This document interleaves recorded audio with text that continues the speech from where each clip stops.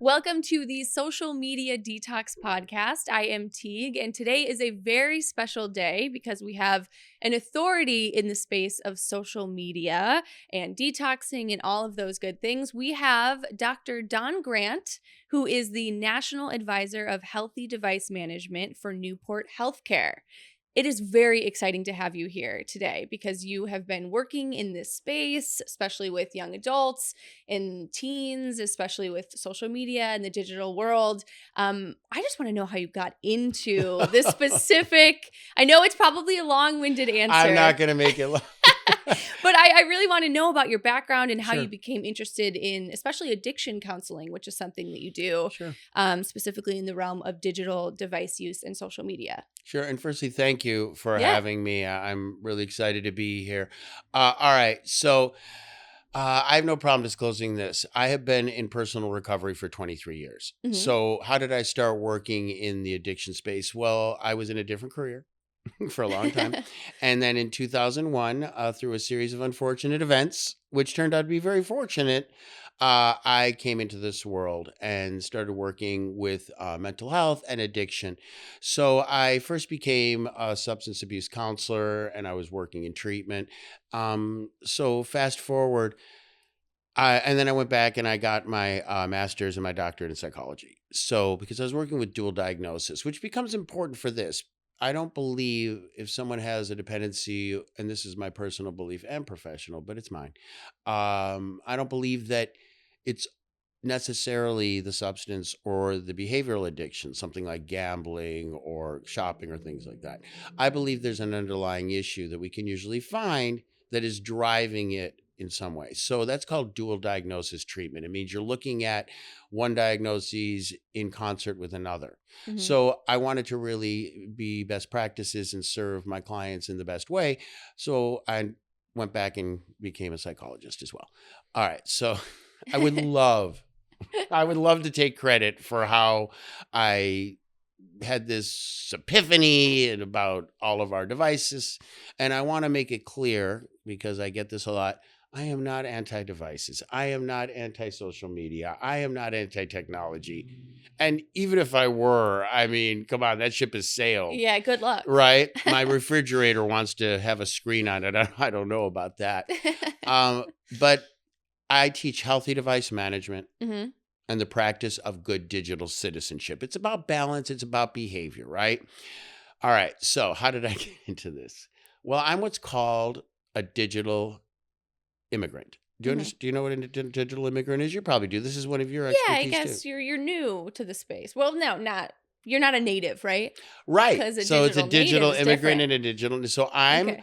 a digital immigrant, which means I did not grow up with all of these devices and these platforms, and Mhm. certainly not social media. And there are many days, thank goodness. Oh. Remember, I said I'm in recovery for a long time. Oh my goodness, I know myself. If they had had this back then, Oh. I know Dangerous. I would have probably had some very regrettable posts that I didn't Totally. even remember Yeah. posting. So I'm a digital immigrant. And what that means is that I didn't grow up with all of this. So when I was growing up, we had devices. They were super cool. We had a phone that hung on the wall. I know. Whoa. A I relic. know. Relic. It's like vintage. Yeah. It had a rotary dial. We were Whoa. not fancy. Like we did not even have the push button phone. We had the basic plan. It was beige. It hung on the wall and had a cord. Yeah. And so that's kind of how I grew up. And as I went through my life, all of these things came into it. So I'm Mhm. a digital immigrant. That's someone who didn't have all of these things. We had Pong was a game. Ooh, Yeah, very cool. this was a big deal. Yeah. Pong, he said, and you turned a dial and watched this ball go across. It was hard. Yeah. That's cool. All right, but I'm the father of the first generations of digital natives. Who So grew up I've on got a social. millennial and I've got a Gen Z. Okay. So I kind of saw these things coming into play and into the world with them. Mhm. And it's funny, they have no idea how we ever survived. Yeah. It's so they're just boggled. Anyway, so I was working as a psychologist, but I was also really working in addiction and working with substance abuse and behavioral disorders.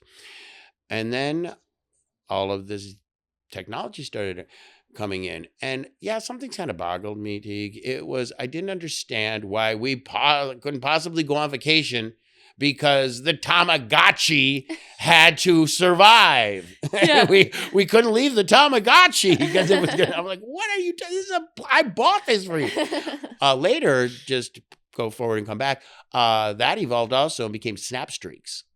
Oh my gosh, those are So dangerous. Tamagotchis, we couldn't leave the house and we had to protect and care for the Tamagotchi. So Mhm. God forbid something shouldn't happen to it. Right. Later, and I was the clients that were, the kids after that, parents would tell me, what is this Snap Streaks? We can't go on vacation because of Snap Streaks. Oh, So, it evolves. yeah. Anyway, Right. back to point. So I will admit it. I have daughters. Judge me as you will. They are my princesses. They have me wrapped. They're the loves of my life. They're great kids. Yeah. They really are terrific kids, and they can have anything they want pretty much. I will, I'm pretty good with that, or maybe I'm not. I don't know. You'd have to ask. But Yeah. anyway, so they started asking for these things, and I Mhm. started giving them to them. Well, here's what really happened. It became the thing that was for me the inflection point. One of my daughters asked me for an iPhone. This thing was new. Mhm. We hadn't had problems before. We just gave them things. And then something happened, which we now recognize was a very, very subtle form of cyberbullying. Here's what happened. It was a Sunday afternoon, and we were going to go to lunch in the movies. And I said to her, you can call and invite your friends. Ask whoever you want. I don't care. Let's bring them. So Mhm. she called and contacted or whatever with all her friends.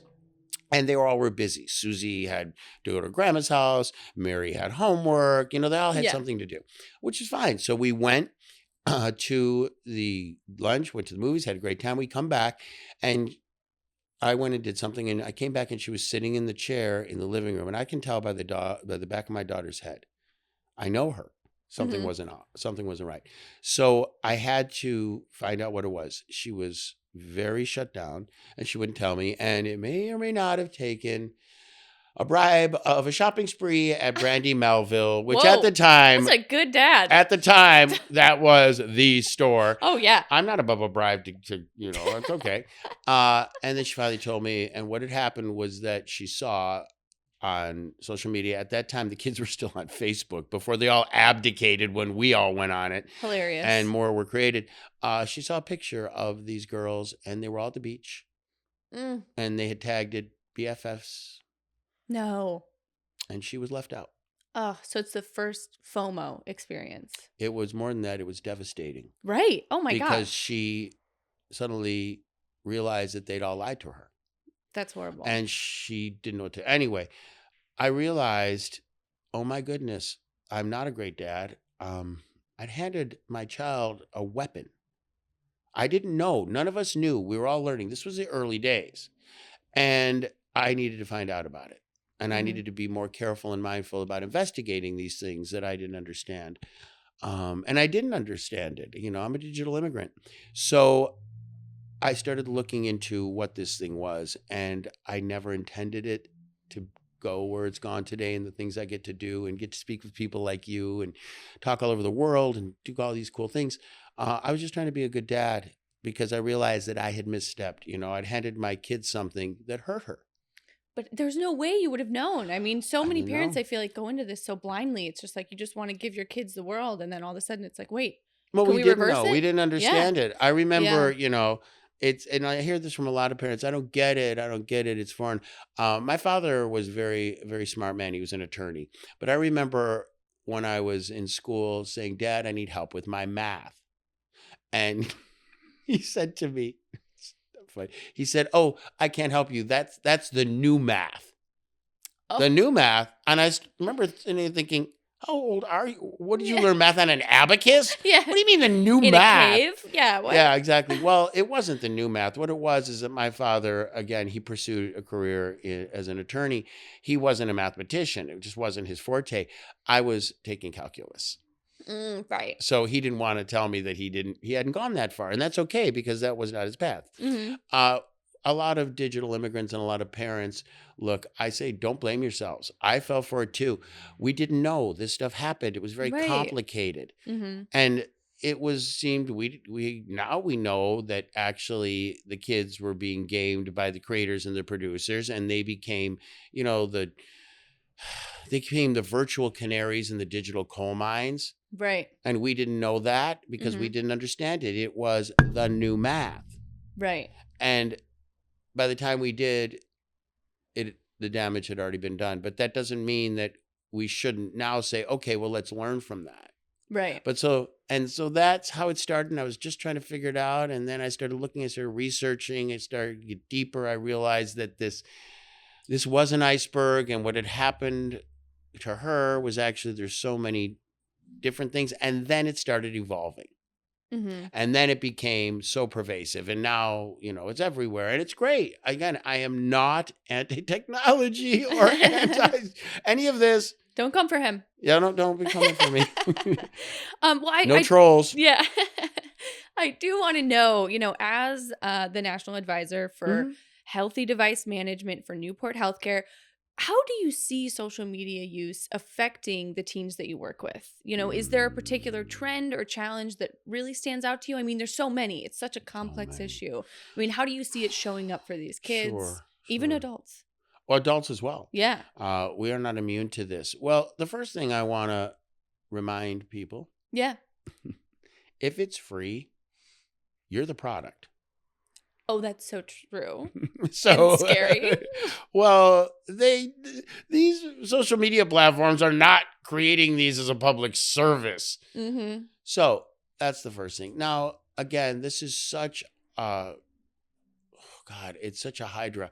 Let's talk about a few basic things. So, how do I see it impacting? Yes, I see it impacting. Now, I want to talk positively. There's a lot of good. There's a lot of awareness. There's a lot of social justice. There's a lot of connection and good things, especially for marginalized populations, kids who feel on the outside. We can share information. And I'll tell you, I actually love my social media, and I try to use it mindfully.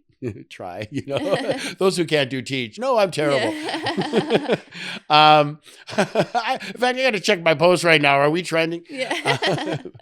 um, there's a lot of good. I have friends and family all over the world, and I really love that I am connected with them, and I can remain connected with them, and so we know what's going on.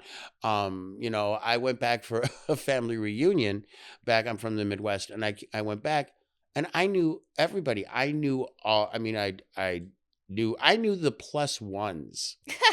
I knew that I'd seen Yeah. the babies. I get to see my friends are all over the place. I get to watch their achievements. I get to see what's going on. And I get to be with them when things happen that maybe aren't so great. And then I Hmm. know, and then I can reach out and lend support. So the connectability of this and being able to share in each other's lives, that's great.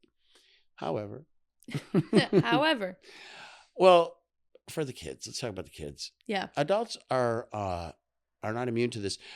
Often in my presentations, Teague, I'll say, look, I don't care. You don't have to tell me, but I just want to ask, you are adults in this presentation. You're sitting here. Thank you for coming. And I want to ask if you are engaged at all with social media. Hmm. And you can raise your hand or not. It's not about that. And certainly everybody, yeah, we all are. We all know about it. And then I say, can you honestly say that you have never started a social media scrolling session or whatever your engagement, can you honestly say that you've never come out the other side of it and felt worse? I call it compare and despair. Hmm. So can you honestly say that every time, in other words, you've been on social media, that you start and you're in one mood or one state, and when your time on social media is done, that you just feel okay, the same or better? And I've never done this where adults don't say, no, I can't say that. I don't feel better. Isn't that crazy? I don't know if I've ever felt better. Well, that's the thing. So imagine we're adults. We have a Right. fully formed brain. Imagine for a child or a teenager or a young adult, their brains are not formed. social currency is everything. Being cool, being a part of, knowing what's up, being liked, social connection, status, it's everything. And they don't have, they're dealing with impulsive brains. They don't have the regulation skills. They can't see that everything on social media is created by the creator. I know so many people, and these are adults that I work with, some of my clients or friends, or who their lives are not going so great. You go on their social media site, oh my God, they're hashtag crushing it. Yeah. And I'm looking at this going like, really? Really? So it's all about impression management. Totally. I say to people, look, it's free speech, First Amendment. You can post whatever you want. But I put a slide at the front of my presentations and at the end. And it's, do you contemplate your motivation for this post? Why do you need the world to know everything? Mm-hmm. And maybe you might want to pause. But what is your real motivation? Right. Because my close friends know what's going on in my life, Teague. Yeah. They know I'm here today, getting to speak with you.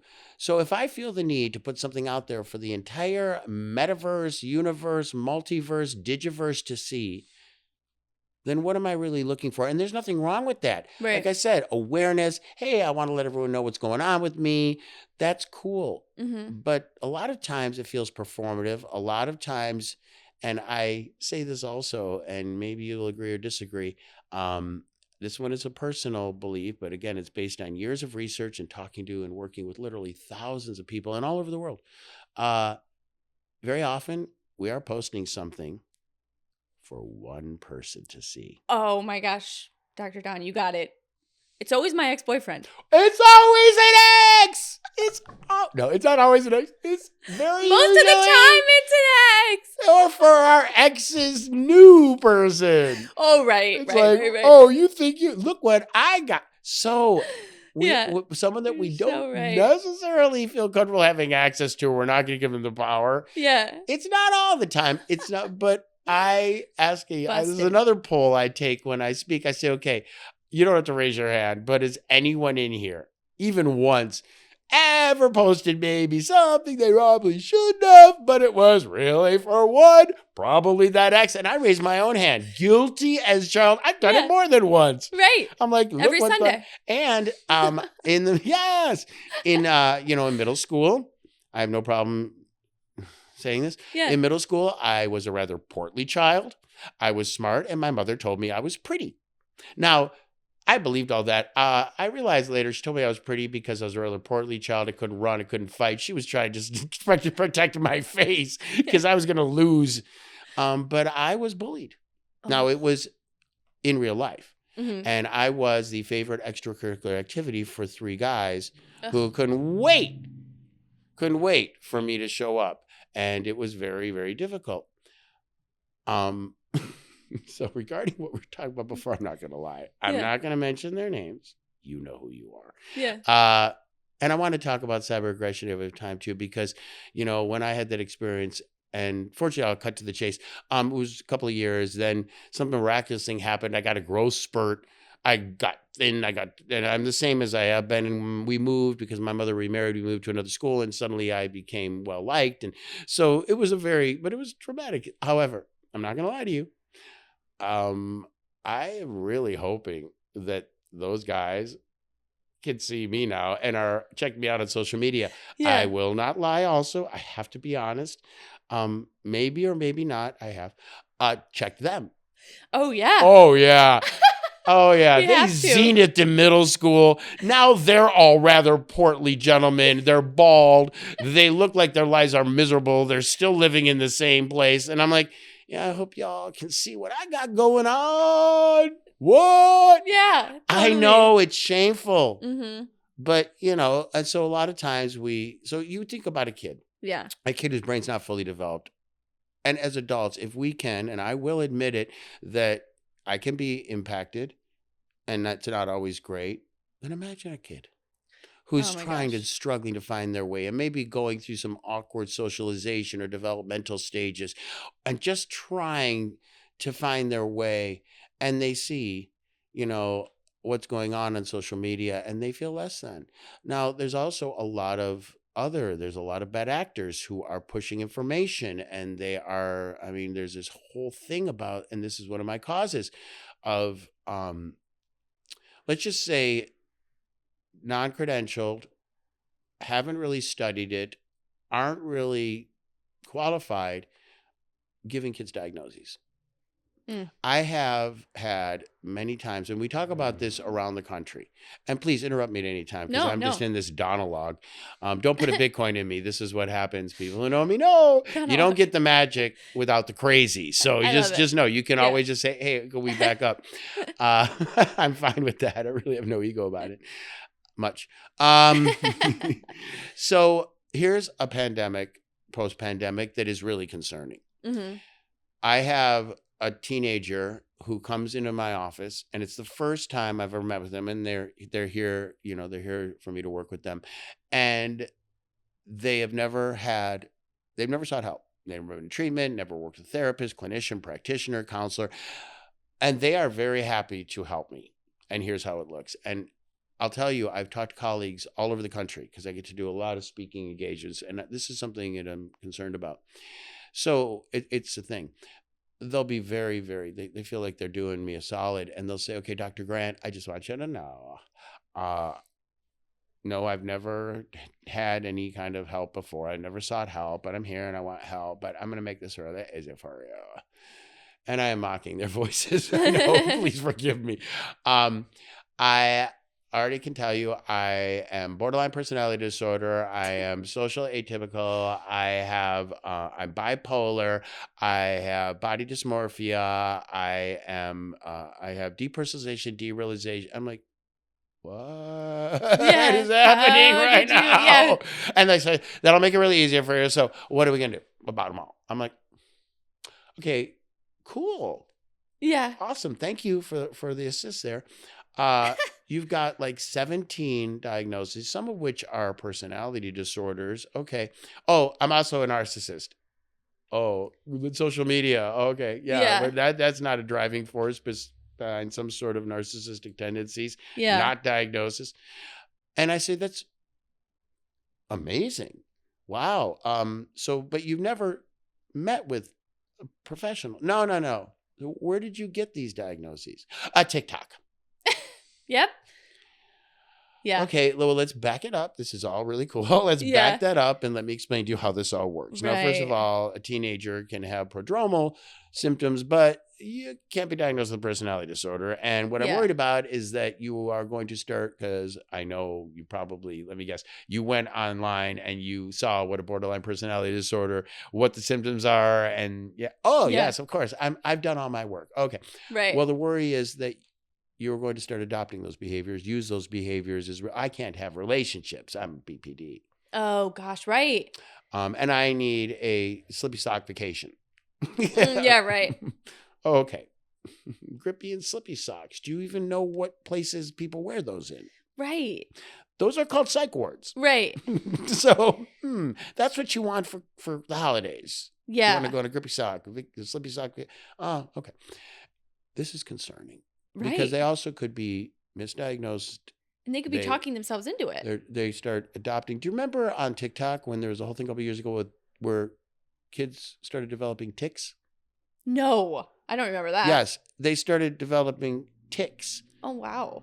And it was a whole phenomenon. I got to work with the media newspaper in Washington that did the big piece on it. It was really cool. And we talked about this. It was a phenomenon where they were just adopting. It was a contagion effect.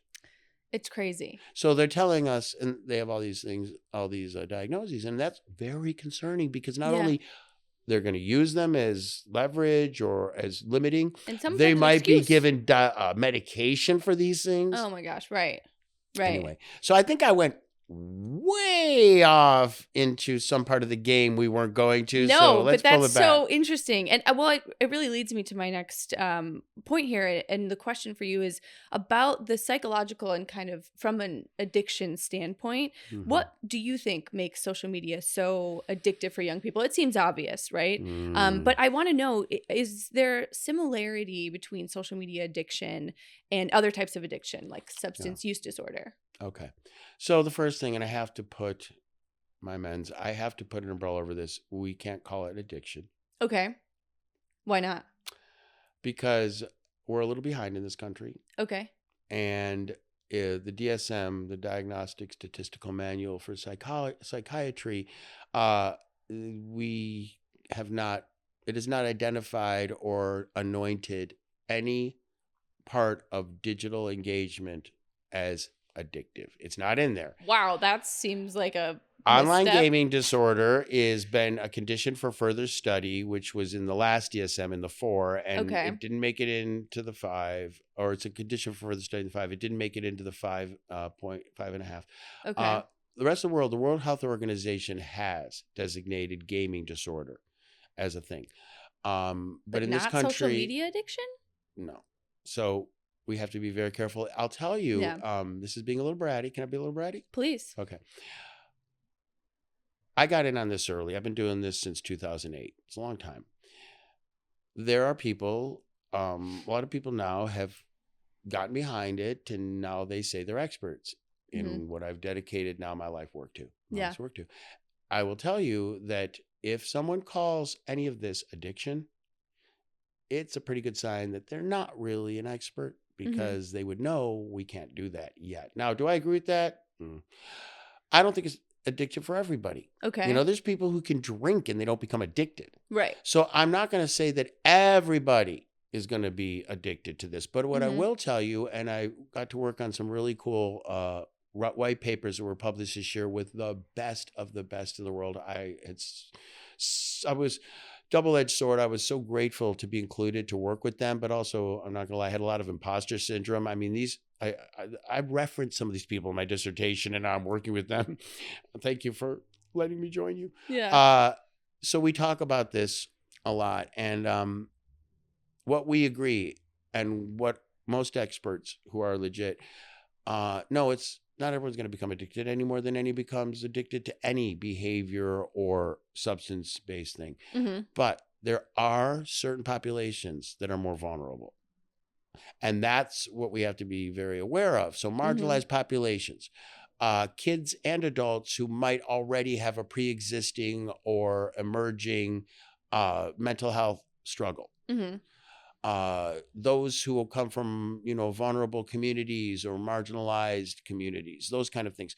These we know and we believe, but we know they're going to be more vulnerable to becoming quote unquote dependent or addicted. More importantly, though, I really don't, because we can't. There's a lot of controversy. There are people out there who are saying, oh, social media, there is not one thing wrong with it. These are really, really smart people. Really? There's okay.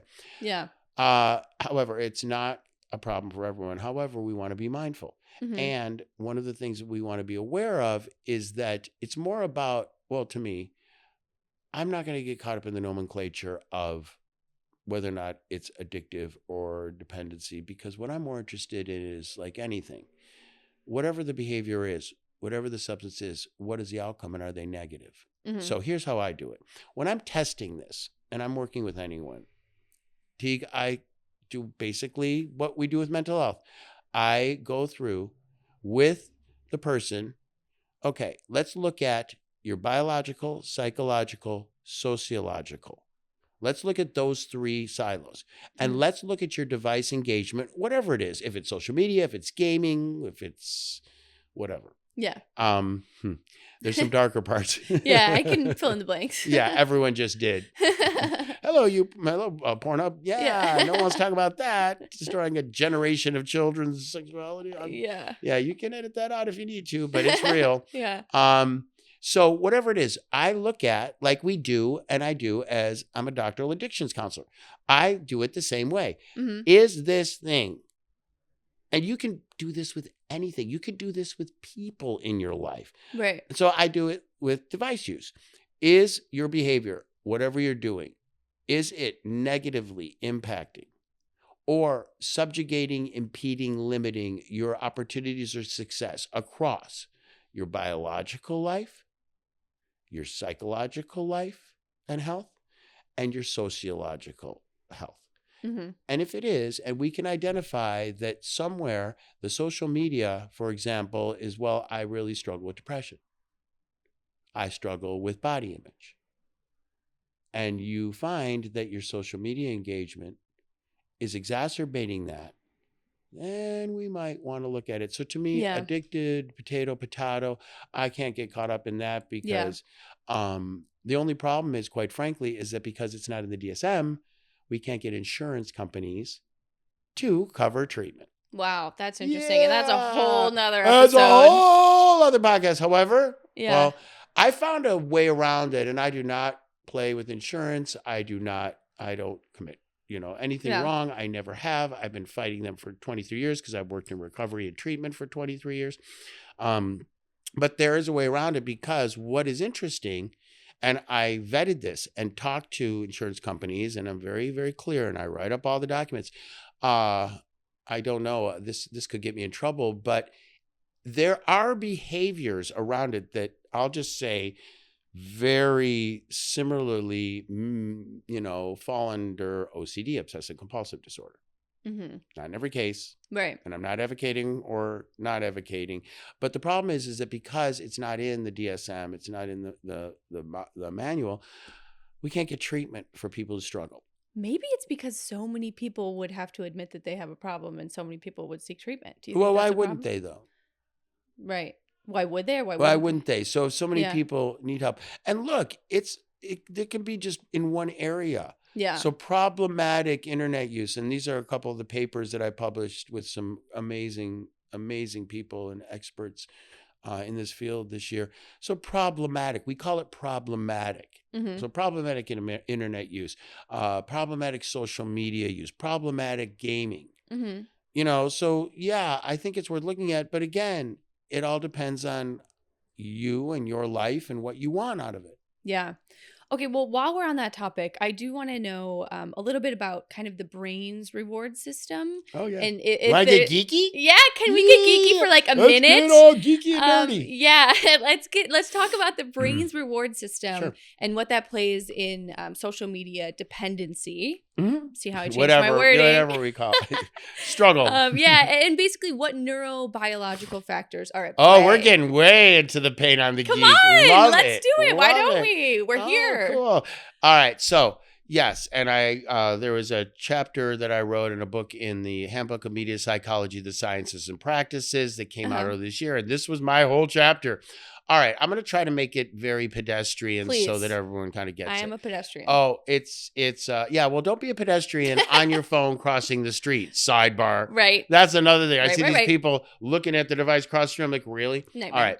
So let's go back. So Yeah. yes. So there's our limbic system. There is a flaw in our limbic system. And when I Okay. say flaw, it's not like, oh my gosh, this is life-threatening. It's just a little glitch. Mm-hmm. And it responds very well to something called intermittent or random rewards. Okay? Right. Now, have you ever played a slot machine?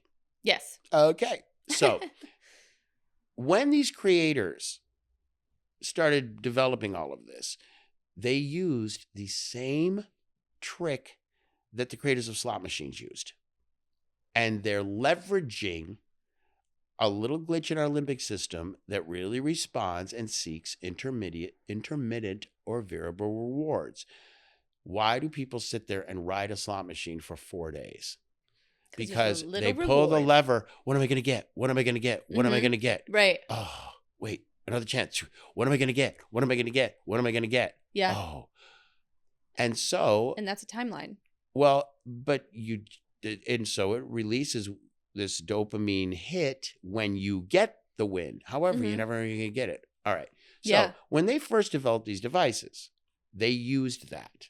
Right. It's a brilliant skill. It's a brilliant thing, and not looking at the moral implications or whatever, but I'm saying in terms of business for a slot machine, right, it's great. It worked. Mm-hmm. Well, they couldn't really put a lever, and now slot machines are obviously push button. But when they first developed this, they were levers. You pulled the one arm bandit, you pulled the arm. Well, they couldn't put that on a device.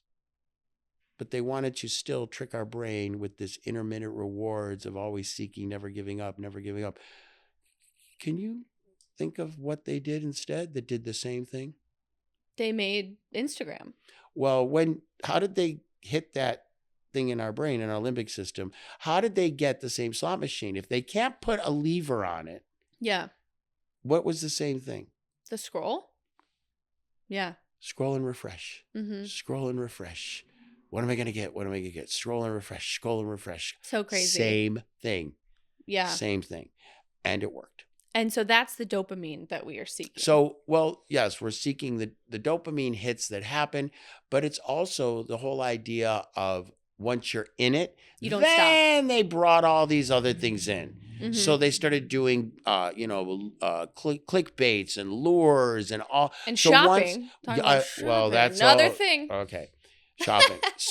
But that was really the trick that they used. Yeah. And it got us in, and their goal is to get us in there and keep us there, just like a casino will do, and it worked. Yeah, absolutely. Random conditioning, intermittent rewards. We're going to seek them. What am I going to get? What am I going to get? What am I going to get? And I keep going. And then I get something and oh, look at that. And it's something that I wanted to see, or I get likes. They also started delaying.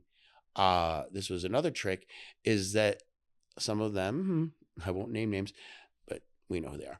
We know who you are. They started, what are we all seeking? What are we all seeking? Validation, Valley, baby. From strangers. Come Valley. on, We please, need the Valley. tell me I'm pretty. We need total strangers to give me fire Please. emojis, and I need 1,000 likes, and wow, great. Yeah. All right. So they started delaying those. So say that you posted something. Yeah. And me and 20 other people all at the same time immediately went, fire, T, you rock, crushing it, killing it, hot, Yeah. HAWT. Well, they'll only give you 2. Even though we all went in at the same time. They started delaying those. I did not know that. I know. So they started delaying. Some of these platforms started delaying them so that you'd keep coming back. That's crazy, because I would be, if that happens to me, I call my friends. I'm like, will someone please get on Instagram and like this? Right. Please. I'm going to lose my mind. Right. Because that's what happens. And one of the things. I had no idea. Oh, yeah. So you keep coming back. They would delay them. And then they will do things with the algorithms to put it back to people that you've engaged with. So a week, have you ever had like you post something or publish something and like a week and a half later, suddenly it gets a flurry of attention? Yeah. Yeah, because they're bringing it back because, it started to ebb. She started to get off of her phone, so let's get her back. Get her back on. Give her a couple more likes. Oh my gosh, that is know. crazy. Yeah, these tricks you just don't know. Well, I feel like they should be we're illegal. starting to find out now. And people ask me, and I think this is important. I get this question. I'm trying to hit the things that people ask a lot. And please, again, if you want to pivot, people ask me, Dr. Grant, how did this happen so fast? Like, this is crazy. Crazy. Well, again, this is just my theory. Okay? Yeah. It's only mine, so you can disagree. So I believe when we look back at all this of what happened with all of this, it just became so prolific. And I believe that there is a date in history that we will look back on and say, this was when we crossed the event horizon. This was the inflection point. Mm-hmm. And that date was June 29th, 2007. Do you have any idea what happened on June 29th, 2007?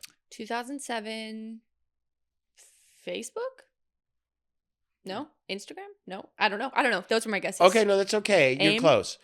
On June 29th, 2007, the first iPhone was released. iPhone. Okay, so what was That's different? it. We used to laugh, and maybe this is dating myself. We used to have the BlackBerry. Do you remember what we called the BlackBerry? You may be too young. I can't remember. We called it the Crackberry. Hilarious. Because we were all addicted to it. And all it could do was was the first one that could Nothing. really text. Yeah. So we had no idea what was coming.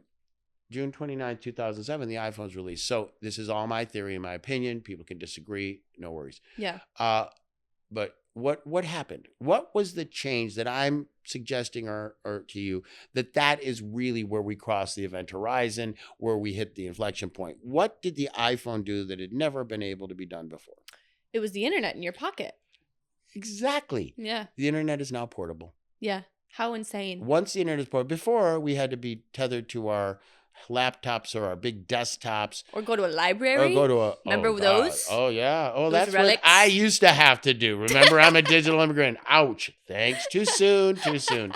I remember a girlfriend of mine got the first little Mac when I was in school. And She she was got cool. the first little that it was so cool. It was like square. I forget what it's called, but it was changed. Yeah. It was gave you could make party invitations on it. We love that, and Oh, flyers. that's cool. Yeah, it was cool. All right, so once that happened, so now the internet is portable, which is a game changer. And then this gave rise to, it also was able to deliver apps. We never heard of apps. I mean, Yeah. whatever happened to, I loved MySpace. I did too. Oh, come on. We were okay. MySpace was Friend cute. Finder, classmates.com. It's Oh, that's hilarious. could find those bullies. Yeah. All right. So, but that happens. So Yeah. then that gives rise. So the iPhone makes the internet portable. This is all my Yeah. theories. theories. However, and then 2000, and then years later, in 2010, the iPhone 4 comes out. Do you know what was the game changer for the iPhone 4 in June of 2010? I have a really good guess. Go Was for it it. camera? Yes. Yeah. Front-facing camera. Selfies, How do we ever live baby. without them selfies, baby? Yeah. Selfie culture. Yes. 2010 was also when we first saw Instagram. 2012 was Snapchat. Mhm. We have selfies, which gave rise to selfie culture, which And also now narcissists the on another internet. level. Yeah. Internet is supporting all the apps. We Right. can migrate our selfies Yeah. right over to the apps. Perfect. This is great. And then in 2013, Facetune. Do you remember what Facetune was? Oh, do I remember what Facetune was? I was Game making changer. myself skinnier. It was Thank you. bad. That gave rise to filter culture. Oh, yeah. And then Gross. 2017 is TikTok, which brought it all together and became a video platform that others had We're tried. dancing. But when you look Yeah. at this and you go, okay, so these kids who grew up with this Mhm. and their whole social identity and all of their feelings about themselves and their self-worth is now being showcased everywhere, and Yeah. others are, and most of it now is auto-tuned, face-tuned. Oh, yeah. And what you were saying is there was a thing where females, they did some studies where teenage females would take 110 selfies, Oh, yeah. and then they'd pick the one that they felt was going to get the best attention. Yeah. And if in 11 minutes it didn't get the attention that they wanted, they went down a Spiral. spiral. I have spiraled before. I've called, this is embarrassing to admit, but I'll tell you. I have called my mom freaking out. Like, Mom, I can't believe I'm not getting likes. No one's engaging. I have to delete it. I must be ugly. Do I look fat? It's like this crazy. Okay, so you know Yeah, what I'm I talking get about. it. Oh, I grew up Yeah. with this stuff too. Yeah. It's wild. It's sad and it's scary for kids to be thinking like that too. Yeah. I mean, Well, I was they an are. adult. I was probably like 20 when I was having those crazy obsessive Imagine if you're thoughts. 14 or 15. That's what I'm saying. It's scary. It is definitely scary. Well, that brings me to my next point.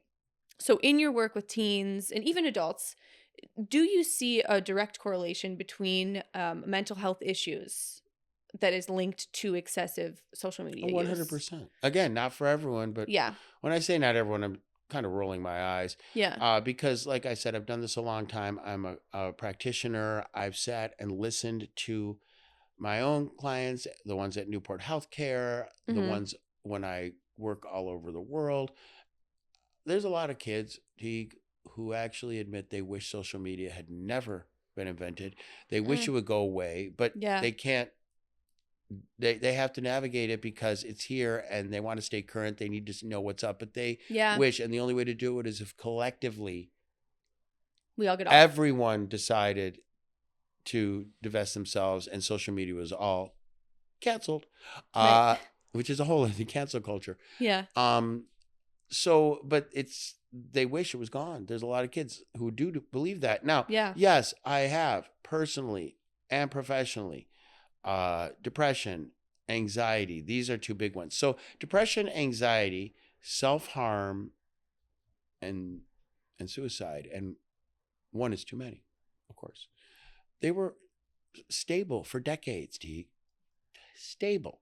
In the early 2010, 11, 12, we started seeing this weird spike across depression, anxiety, self-harm, and suicide amongst kids. That made no sense. Now, there's a lot of factors and variables. I'm going to tell you this is hugely controversial. I've written a lot about this. I've researched a lot about this. There's a lot of controversy about it. But this is my opinion. Okay, again, I have to be clear about this. It is not yet proven, but we started to see the spike. Now, it kept going up. The kids are not all right. I don't care what they said in the album in 1979. The kids are not all right.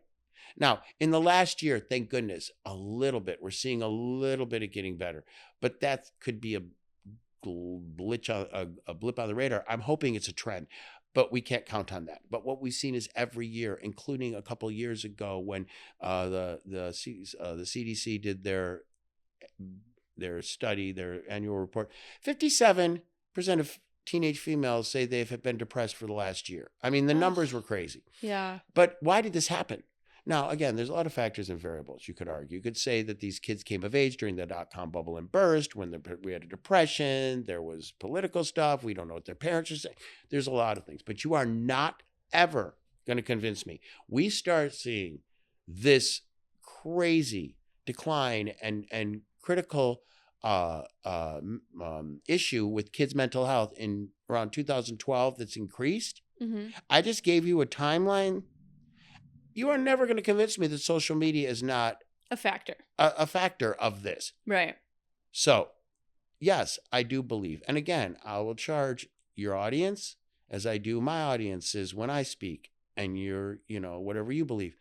Can you honestly say that you go on social media and that every time you're on the other side of whatever doom scrolling you're doing, you feel better about yourself, great, and is that true? If No. it's not true, then it supports my theory that I'm proposing that social media is maybe a factor. Again, Absolutely. there's a lot of good that can be done, a lot of awareness, a lot of connection, but it's not that way. There's a lot of trolls out there. There's a lot of predators out there. There's a lot of cyber aggression going on out there. Mhm. There's a lot of disinformation and fake news being spread. There's echo chambers. There's a lot of social, canceling, let's just say. Right. Yeah, it seems like we're just trying to get a grip on all of it. Well, we are. There's a lot of legislation. There have Yeah. been tons of legislation. There's some dark things. A lot of it's coming out of Discord, which is the, chatting platform that's tied to a gaming. It's for real gamers, but more people are getting in on it. There are some real dark things. Kids are Being exposed. they're being blackmailed, they're being exposed, and they're doing horrible things. And there's a really dark side to all this as well. So the guardrails, the legislation, things like that, they're trying. The LA Unified School District is just one, but it's the second largest school district in the country, and that's where I live. February 17th, there's a ban on phones in schools. There's other schools that have tried it as well. Okay, that's fine, because we're also talking about the distraction. The thing about all of this that is important to me, because I'm very worried, Blaise Pascal was a 16th century French philosopher, and he said, and I got to get this right, 17th century philosopher, all of humanity's problems stem from man's inability to sit quietly in a room. Now, this was back in the 1600s. All of humanity's problems stem from man's inability to sit quietly in a room alone. Hold that. Henry David Thoreau in 1854 said men have become the tool of their tools. Now, in 1854, Thoreau, who is, it's funny, I say to the kids, okay, have you ever heard of Henry David Thoreau? Nothing. They want to go ask ChatGPT. Who's that guy? And how do you spell that last name? And then very sometimes I'll get one kid will say, "Oh, hey, that's that dude who posted up at that lake." I remember that. I think, yeah, it's called Walden. It was Walden. That was the book, and he wrote that men have become the tool of their tools. Now, in 1854, he wasn't talking about this stuff. Right. But I find, and I put both of those quotes in my front and the end of my presentation, because there's some things that are also concerning that I want to mention. Yeah. I'm very worried about this generation for a lot of reasons. And I think they're up against a lot. Yeah. Right? We have our own issues. When I told you that I was bullied in middle school, I was safe as long as I was not on school property. It was only when I knew that when I was on school property, in other words, that was where I was in the landmine zone, right? But if I was off school property, then I had a respite. Mm-hmm. With cyber aggression, that is no longer true. Comes home It with is you. 24/7, 7 days a week. These kids are being ambushed at night, Ugh. and When they're trying to go to bed. and they have to deal with it When they and wake up. So Yeah. right. The other thing is, I'm worried about some other things. I'm worried that very quickly, attention spans. Now we have the attention span of a goldfish. Less, Yeah. probably. And the numbers that started with what our attention spans used to be at 2.5 minutes now are, 47 seconds. If you do the math, in like 6 years, we're going to have a negative attention span. However, there's also some other things. This has a lot to do with AI and social media, but really, I'm concerned because we now don't have to remember anything. The Right. word of the year last year for 2024 was brain rot, which is actually 2 words. Yeah. But it was it is. It's like I was laughing because the Oxford is like, okay, you're the English people and you're saying the word of the year. That's 2 words. People are crazy. Letting it go. But it's brain rot. And, that kind of made sense to me because Mhm. we no longer have to remember anything. Yeah. So our cognitive, and as these kids start to evolve and they start to grow in future generations, our brains are plastic and they prune and they grow and they learn with what we need, right? So we no longer have to remember anything. We can just go and it's literally everything is at our fingertips. Creativity, imagination. So when I talk about creativity and I talk about these devices and AI, again, you can say, "Oh, that old guy, what's he talking about?" He's like the guy in the old guys in the Muppet Show up in there. "Oh, get off my lawn! AI is terrible. It's gonna ruin the world. That rock and roll. It's gonna, I know how I sound. Trust me, I do. No, I get However, I'm just giving a warning because we already made mistakes with social media because the digital immigrants didn't know. This is the only time in the history of humanity where the digital immigrants and the digital natives will cohabitate this planet. And you don't miss what you don't know. And I'm sorry, but my mother taught me to write handwritten thank you notes. Mm-hmm. Yeah, now me people are too. doing wedding evites. Yeah. And we take 1 billion pictures and they sit on our phone. And we don't do anything with them. Are there going to be any photos on the walls of our loved ones? Or are they all just going to be, oh, I'm going to organize those someday? Just being in real life, the quality. I don't think in the future, and maybe I'm wrong, that anyone's going to say, oh my God, do you guys all remember that time when Dawn sent that meme? That was amazing. No, because what I'm worried about, and I thought maybe during the pandemic, this would become something that we would realize we were really missing, was I'm worried that the kids don't understand the importance of being in real life with people and creating memories. Right. So the times we laugh, the times we cry, the times we support one another in real life, these are the things that make covalent bonds of relationships and friendships that it can be lifelong. So I'm really worried that we have kind of lost the idea of being together in good times, bad times, right, and about relationships. Also imagination. If I can tell AI, can you create me a picture that is whatever, can you write me a thing, then I don't have to use my imagination. And what Blaise Pascal said in the 1600s was about that. When we sit quietly in a room, that's when our imagination happens. Now we can't. We reach for our device. We have to be entertained. We have to be occupied. And I'm worried. Math skills gone. Grammar skills gone. We don't need them anymore. Imagination now, we don't have to. Give me, AI, write me some beats. Yeah. Write me a poem. Now, we're at the nascent part of this. And we're already seeing this. Right. And I don't know what the solution is, but I'm worried what's going to happen in 10 years when we're all using AI for everything. And I We're guess not we gonna have become robots. Well, you can already buy a robot for $10,000 that you can design for yourself. Ugh. That's just beginning. I say to people, everything you've ever seen in a movie, Ex Machina?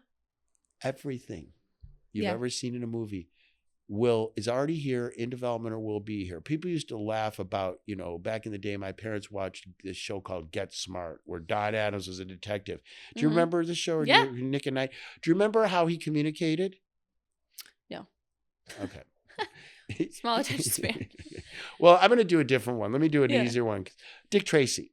Yeah. Okay. Do you remember how Dick Tracy communicated? Because the other guy was his shoe. But do you remember Dick Tracy? His watch. Right. People thought back then when it's a watch. Everyone with an Apple Watch, please raise your hand. Right. Please calling Dick Tracy. Crazy. Everything we've seen in a movie will happen at some point or is possible. So, yes, robots. I have The first time I started to get concerned about this, I had a client, a girl. She was 15 years old. She was being bullied at school. She was really struggling, and Mhm. she had some deficits in terms of mental health. And she told me that Alexis was her best friend. Siri was her second best friend because they were nice to her. They told her she was pretty and they sang her songs. That's So she scary. would come home. She had no friends at school. She would come home and these were her friends. Now, Mhm. these are voice only, right? I'm not going to lie about this. Sometimes I'll say, Alexa, shut down, please. Alexa. And she won't. And then I'll start yelling at her, Yeah. shut up, Alexa. And Yeah. then, I mean, this is anamorphic.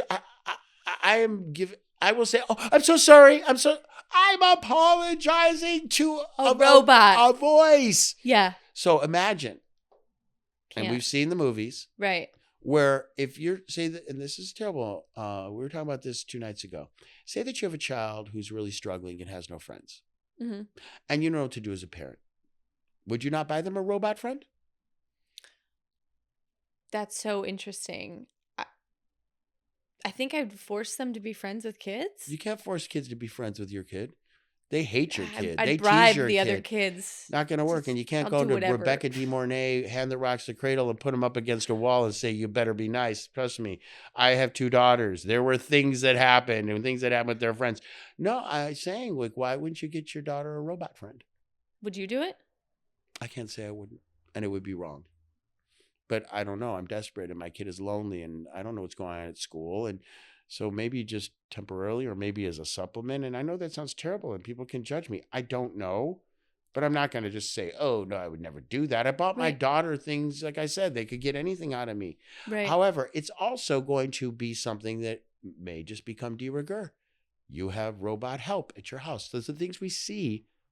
Yes, of course. They're already here. You can go online and buy a robot. Now it's very new, and I'm not saying you should, and I don't think you should. And however, all of this to be said, Mhm. I also believe there is a lot of good. We have to have a balance. It's about a balance. I'm not just trying Right. to say, oh, the world is ending because of robots. I'm not saying that. What I'm saying is that we want to learn right now and learn from the social media errors we made where we didn't really understand it and some things went that we now see that the kids are the products and you put kids in a situation and it's always going to become Lord of the Flies and there's always going to be a Piggy, there's always going to be a Ralph, there's always going to be Mhm. a Jack, and there's always going to be the Piggy, as I said first. So we didn't monitor it. We were not monitoring the digital schoolyards. We're letting our kids know we were digital immigrants. We didn't know. What I'm trying to say is now healthy device management, good digital citizenship. I think that parents and families need, and you can do whatever you want, sit with your kids, be very cool. And the expectation is however you would behave in real life, I would say should be mirrored online Mhm. because there's something called the online disinhibition effect. Right. The online disinhibition effect means that behind the veil and protection of a screen, we will behave, act, and do things that we would not do in real life because we're protected. Now, again, there are some very, very, very valuable things of this. I call it the am I or am I not.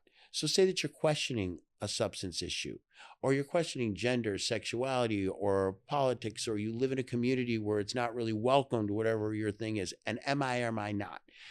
There are some ways, protective, being safe, because there's a lot of predators out there, that the online disinhibition effect can make you a little more anonymous as you test things out. Again, don't go in alone because you're vulnerable, but there's really good things about the online disinhibition effect. However, the other side of it is, I think, much more dangerous, that Mhm. people will say and do things they wouldn't do. Right. real life. Absolutely. Well, you brought up parenting, and I want to bring it all back Oh, yeah. around because you just recently concluded a research study that I'd love to mention briefly before I let you Sure, go. thank you so much. This is exciting Yeah. for me. Yeah. So tell me about this. I think what your work sounds like it was absolutely fascinating. It sounds like you guys learned a lot and proved a lot of things that you kind of wanted to prove. Tell us about it. Sure, I would love to. So, about 8 years ago, I was trying to go to the University of Hong Kong for a couple of reasons. reasons. Number one, I had this crazy idea. I get a lot of crazy ideas. I had this crazy idea that I wanted to research, and research is expensive, but I also wanted to be near where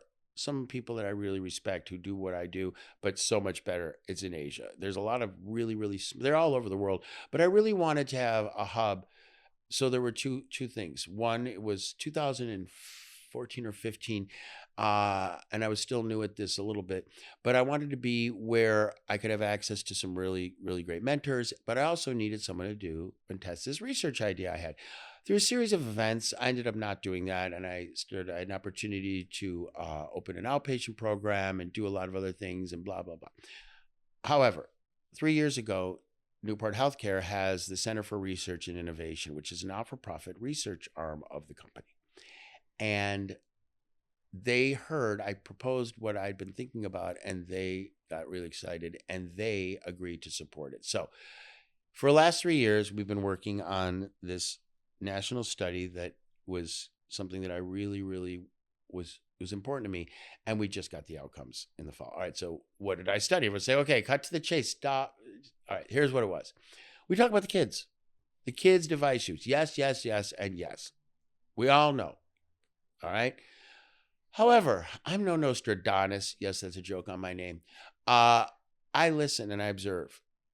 I'm always kind of watching what people do in their devices. And I started having kids say, yeah, okay, so yeah, I really maybe use mine too much, but my parents are worse than me. They're on their devices all the time because it's quote unquote work, or my mom's always on whatever. And I started thinking and listening to this, and I thought, okay, well, All right, so what I decided to investigate was a caregiver, a primary caregiver.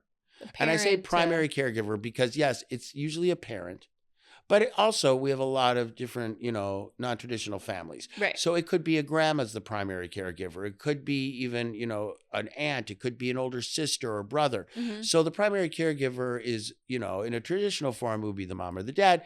But it could be whoever has the most impact, take care, and is the caregiver. When the kids say, what does that mean? I say, okay, well, it's not perfect definition, but it means if something really good or something bad happens, who are you going to tell? Yeah. And that's probably your primary caregiver. Who are you looking to for support or affirmation? All right. So what we tested, and we did it I had to spend a year creating an instrument because there was no instruments for it, of assessment to test it. This is from the kid's perspective. So what I'm looking at is, can a primary caregiver's device use impact the attachment bond with their child? So attachment is what happens between usually the maternal caregiver, but it can be the paternal as well, or another family or friend. But attachment, do you know what attachment is in secure attachment? Yes. It's everything. Mm-hmm. It develops our sense of self-worth, our security, our relations moving forward. So what we really want is secure attachment with our primary caregiver. Mm-hmm. That's the goal. That's ideal. So I started thinking about this. And so we did a research study to see, because it's already been evidenced, that if a primary caregiver has a struggle with alcohol or depression, or, if that's the primary caregivers, whatever their struggles, can impact the attachment bond with the child because they're in absent presence. They're there, but they're not there. Mm-hmm. Right. They're not available. Mm-hmm. We already know this. So I'm like, well, let's just keep adding to the literature. Could devices do that? If a parent is on their device too much and marginalizing the child and doing this thing where kids try to get their attention, parents, you do this, I'm holding up for 1 minute. The kid feels neglected, abandoned, doesn't feel worthy. Right. I have a friend who's a clinical psychologist. She is brilliant. She's a brilliant clinical psychologist. She's also a mother. She is a better mother than psychologist, and she's a brilliant clinical psychologist. And a few years ago, she came to me and she said, Don, I think I need your help. I said, why? She said, my daughter just came to me and asked me if I love my phone more than her. That's crazy. So anyway, we spent 3 years. I developed an instrument of assessment, and attachment comes from the child's perspective. It's all the child's belief system of how available and how emotionally supportive and all of those things that a caregiver is. So we tested. No one's ever done this before. We tested the kids' belief systems. And it doesn't matter if it's true or not. Parent could think they're the best parent ever. I have parents who say, I was at every baseball game. I was at every, and the kid will say, oh, really? It's in family therapy. Oh, really? Yeah, you were there. But every time I looked up, you were looking down at your phone. You might as well have not been there. It was embarrassing. I scored a hit. I looked up and you're looking at your phone. So no, you were in absent presence. You were in what's called technoference. The device was interfering. So it actually really, you weren't there. You weren't this great mom. Whenever I would try to come and talk to you, you'd say, hang on a second, because you're on the phone. Right. So, or your device. All right. Wow. So we tested it. We did assessment. We did the assessment. We created it. We got it evidence-based. We got it proven. Then we started doing the studies. We did a pilot study. But then we did the big study. And we collected data. And we had over 400 subjects. I know everyone's kind of asking what happened. Well, the results came back in September. And what happened was that we proved it. Wow. It's not for everyone, but what we proved is that a caregiver's mismanagement of the device at the expense of their child can take what would have been a secure attachment and make it insecure. Now, here's what is interesting, and we're doing further studies on this. It came back for the moms only. Dad skated. No so way. when the first thing the kids had to do was identify who's your primary caregiver. So then we cleaned the data so it was moms and dads just first. Moms came back so significant, and if anyone knows anything about stats, it came back with a significance level less than 0.001. You don't get better than that. It was significance beyond belief. It can't be pierced. The moms, the dads. Now, we only had 42 kids who identified the father as their as their primary. So we're going to have to get some more data, because maybe it's just the N was too low, because we had 400 plus that said mom. So that is real. But Right. I'm like, oh, moms, poor moms. Once again, even if a mom's working. Oh, So moms can't catch a break. Can't catch a break. So moms, be more mindful, because you could be really, really impacting the attachment by your child without even knowing it. That is so interesting. And I'm really, really glad that you're doing that work, because Sorry, I moms. think people, moms, they're working, they're doing everything. Oh my gosh. And you don't have to stop everything. All it means is you acknowledge it. You know, I remember I Right. told you we had a phone that hung on the wall Yeah. that was beige. So I would come home from school every day, and I mean, you've met me. You can only imagine me. I had a lot to say. Yeah, obviously. Your whole audience is laughing right now. Really? Did he? Imagine me back. Oh, I had lots to tell her. Right. And often I would come home and mom would be sitting at the kitchen table, and she'd be on that beige phone with the cord. She'd have her feet up. She'd be drinking iced tea, talking to her friend, Marty. And I'd say, Mom, Mom, Mom, Mom. And she'd look at me, and she'd be on the phone, and she'd say, okay, hold on, to her girlfriend, Marty. She said, Marty, hang on a second, Donnie just got home. And she looked at me and she'd say, okay, you're home. Good. Are you bleeding? I'm like, no, I'm not bleeding, but okay, are you hurt? No, I'm not hurt, Mom. But so, okay, hold on. I'm just talking to Marty. Let me finish the call and I'll be right with you. And she would say, Marty, Donnie just got home. He's got something to talk to me about. But she would not necessarily, you don't have to just stop your devices. You don't have Right. to stop your work. What I tell parents, especially moms, just acknowledge. Just be aware. Just say, look, like my mom did. I knew. So then I'm Tigger bouncing around the house waiting for mom to get off the phone with Marty, because I got so much to tell her. Yeah, right. Certainly about these bullies. Right, yeah. These guys. So all you have to do, parents, is just acknowledge your children and say, look, okay, I'll be right with you. Mhm. And then make sure you follow through with them. Absolutely. Look, I can't even believe how lucky we were to have you on this That podcast. was a Truly, lot. I feel so lucky. Well, This has been so incredibly insightful. You are so wonderful. So your work also, but look, Oh, right thank back you. at you. I Oh, mean, thank goodness you. gracious. Because we need the younger folks like you, because we're all just, who cares about what we have to say? We're no. digital immigrants. We're like, You're the oh, one wait, who move has- over, get on. But this is so important, and I'm so respectful, and thank you so much, because you are the ones who have to carry this, because you're the ones who have to keep spreading it.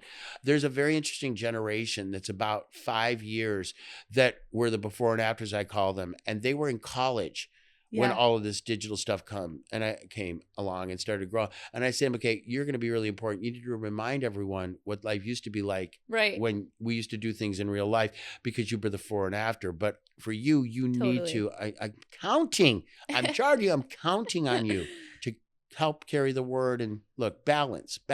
Absolutely. Well, thank you so much. And, if anybody's listening who's interested in maybe talking to you more or learning about your practice, where can they find you? How can they get a hold of you? Sure. So what they can do is they can contact Newport Healthcare. Okay. And gosh, I wasn't prepared. I should have the well, our contact there. They Yeah. can So it's Kristen Hayes. Okay, great. So Kristen Hayes at Newport Healthcare, Mm-hmm. and she can get in touch with me. Okay, wonderful. Well, thank you so much, Dr. Don Grant. We are so Thank grateful. you. Thank you.